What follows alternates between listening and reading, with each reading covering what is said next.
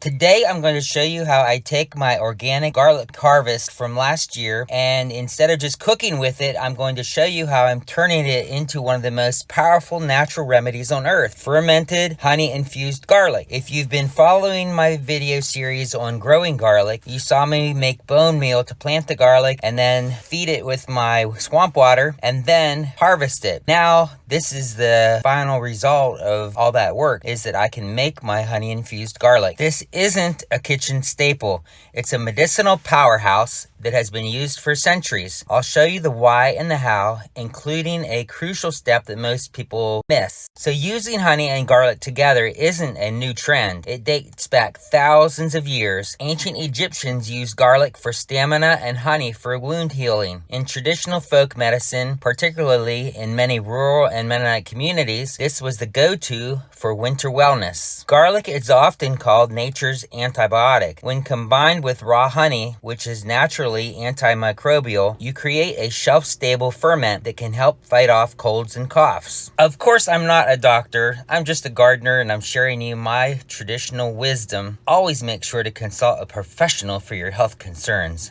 Blah, blah, blah. Because the garlic ferments, it produces beneficial enzymes and probiotics that help your immune system. Now here is the most important part of the video. If you just throw whole, smooth garlic cloves into honey, you're gonna miss out. Garlic contains a compound called allicin and an enzyme called allinase. That's A-L-L-I-I-N-A-S-E. Now these compounds are kept in separate compartments in the garlic cells. But when you crush, bruise, or slice the garlic, these two meet and create allicin.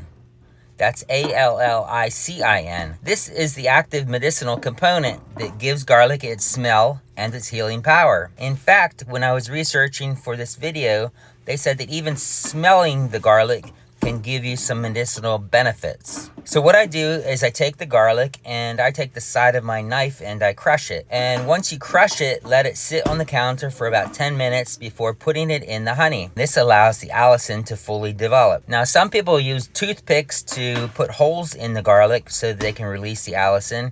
Another point is that you can slice the garlic cloves into nice bite-sized pieces, because when you go to use it, you'll probably take a regular tablespoon is what I use. I just take a tablespoon and I grab a piece of the garlic and I grab the honey from around the garlic. And I take that, I try to take that every day, like in the cold and flu season. And my family doesn't like to take it, and they get much sicker than I do. That's probably not a triple blind test or anything, but it seems like I am a lot more healthier than the rest of them that don't drink my garlic honey. Okay, so we're gonna take the raw unfiltered honey, and just a note on that.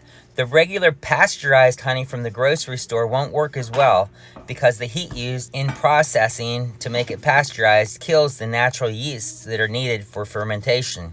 Over the next few days, you'll see bubbles. That's the fermentation in action. Every day you want to take off the lid and stir it, or you can just flip the jar around and make sure that the cloves get coated with the honey. Now you gotta be careful, because the honey can actually build up some pressure in the jar. So you wanna open it and burp it every day. Now, what I did, if you see here, I took a little screwdriver and I poked a tiny, tiny little hole in it. It's gonna relieve that pressure. I don't like to think about the idea of that jar popping and my honey and garlic and everything, the glass and everything going over the counter. So this is what I'm doing. I've never seen anyone recommend this, but I don't know why it wouldn't be a great idea.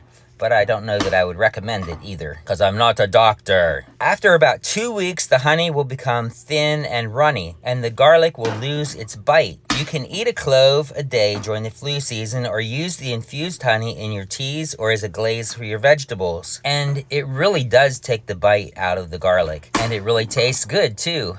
Sounds like Vegemita vitamin. Tastes just like candy, honest. Growing your own food is more than just about the harvest.